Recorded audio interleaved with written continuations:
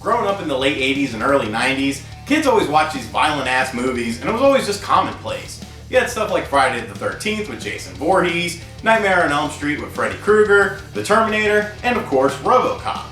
RoboCop was one of my favorites growing up because, I don't know, it just seemed really cool. The first two movies were fantastic, and while the third one was a bit of a dud, I even enjoyed the remake. So I've been a fan of RoboCop forever, and let me tell you, this movie was violent as shit.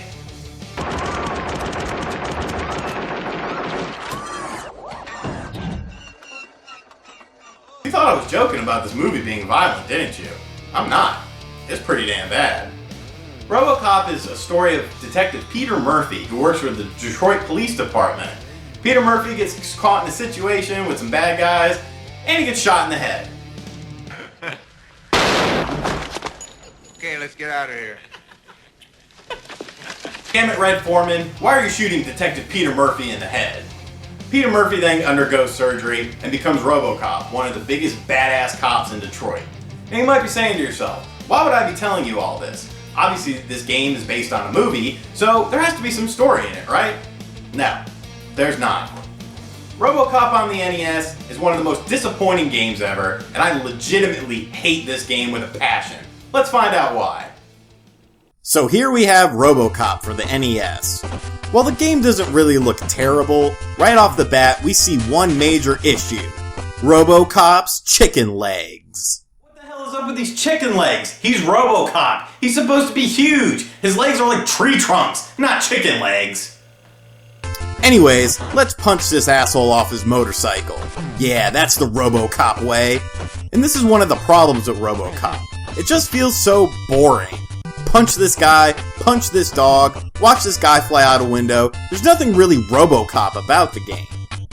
RoboCop controls like ass too.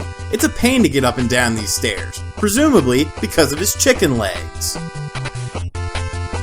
Oh look, the Data East building, right in the heart of Detroit. Do you really want to run your video game business in this area filled with evil dogs? And why are people flying out of your own window? What the hell is going on in there? Now it's time for a boss. Yeah, punch his ass. I don't even know what this guy did wrong. One of the cool things about RoboCop was his visor, which helped him identify crimes and criminals. But of course there's nothing like that in this game. And now we are on level 2. Notice something?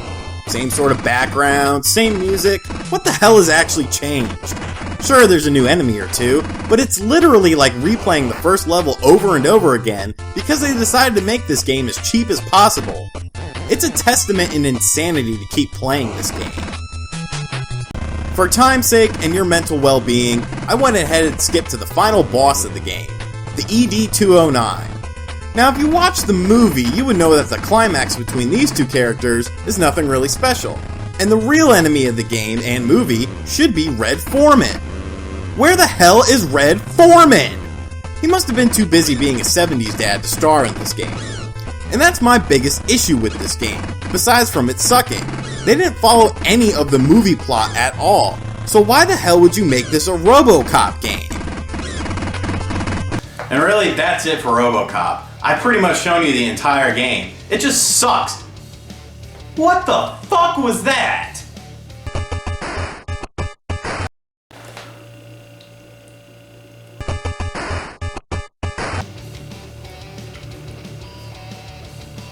He's not even saying anything! What the fuck is the point of putting that in the game? He doesn't say it at any other point in time. He doesn't talk. He doesn't have any vocals in the game. Why would you put that in the game? He looks stupid as shit!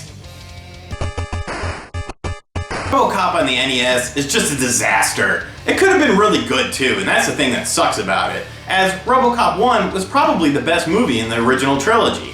It wasn't even made by LGN, it was made by Data East. Data East did pretty decent games, so I don't really know what happened with this. I guess a cheap movie tie-in and, you know, put the game out, kids will buy it. And a lot of kids did. A lot of kids were disappointed. It's a very common game nowadays, and it should be, because it sucks. It's terrible, it's a disingenuous thing to RoboCop, and I just don't like it.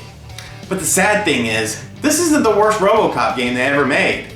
No, no, no. There's one much worse. That'll be in a future episode of Why I Hate. For now, let's just hate RoboCop for NES together, and once again, let's relive that awesome scene.